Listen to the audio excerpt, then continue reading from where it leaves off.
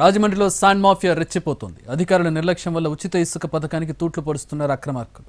అయితే అధికార పక్షం అండదండలతో అక్రమార్కులు రెచ్చిపోతున్నారనే విమర్శలు వెల్లువెత్తుతున్నాయి. రాజమండ్రిలో శాండ్ మాఫియా రెచ్చిపోతోంది. అధికారుల నిర్లక్ష్యం వల్ల ఉచిత ఇసుక పథకానికి తూట్లు పొడుస్తున్నారు అక్రమార్కులు. అయితే అధికార పక్షం అండదండలతో అక్రమార్కులు రెచ్చిపోతున్నారనే విమర్శలు వెల్లువెత్తుతున్నాయి. తూర్పుగోదావరి జిల్లా కేంద్రమైన రాజమండ్రి నగరంలో ఇసుక మాఫియా పేట్రేగిపోతోంది. ఉచిత ఇసుక పథకాన్ని ప్రభుత్వ మద్దతుతో అమలు చేయాలని నిబంధనలు ఉన్నాయి.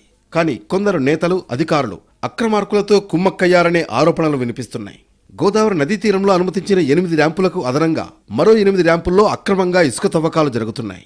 అధికారుల అనుమతులు లేకుండా 8 ర్యాంపుల్లో ఇసుక తవ్వకాల కోసం ప్రత్యేక డ్రెడ్జింగ్ బోట్లు వినియోగిస్తున్నారు. నదీ గర్భాన్ని ధ్వంసం చేస్తూ కోట్ల రూపాయల విలువైన ఇసుకను అక్రమంగా తరలిస్తున్నారు. రాత్రి పగలు అనే తేడా లేకుండా ఇసుక తవ్వకాలు కొనసాగిస్తున్నారు. ప్రభుత్వం అనుమతించిన దానికి 4 తవ్వుకుంటున్నారు. ఒక్కొక్క లారీలో 10 టన్నులకు బదులు 20 టన్నుల ఇసుకను తరలిస్తున్నారు. అలాగే ఒక లారీకి డబ్బులు చెల్లించి అదే బిల్లుతో మరో 4 ట్రిప్పులు అక్రమంగా తరలిస్తున్నారు. లారీలపై అడ్డగోలుగా ఎక్కువ ఇసుకను తరలించడంతో రహదారులు కూడా పాడైపోతున్నాయి. అధిక మొత్తంలో ఇసుక తవ్వడంతో గోదావరి ప్రవాహ మార్గం లోతుగా మారింది. ఇది వరద ప్రమాదాలకు దారితీస్తుంది.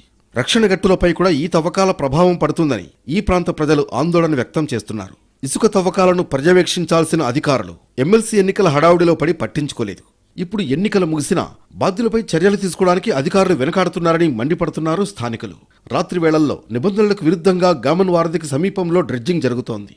గోదావరి మధ్యలో ఉన్న లంకల వద్ద కూడా రహస్యంగా డ్రెడ్జింగ్ చేస్తున్నారు. వేల క్యూబిక్ మీటర్ల ఇసుకను అక్రమంగా తరలిస్తున్నారు. ఇసుకను ముందుగా ఓచోట డంప్ చేసి తర్వాత టిప్పర్లతో మార్కెట్లో అమ్ముతున్నారు. ఇతర ప్రాంతాలే కాదు, ఇతర రాష్ట్రాలకు సైతం ఇసుకను తరలిస్తున్నారు. ఇప్పటికైనా అధికారులు మత్తువీడి ఇసుక మాఫియాపై చర్యలు తీసుకోవాలని డిమాండ్ చేస్తున్నారు స్థానికులు.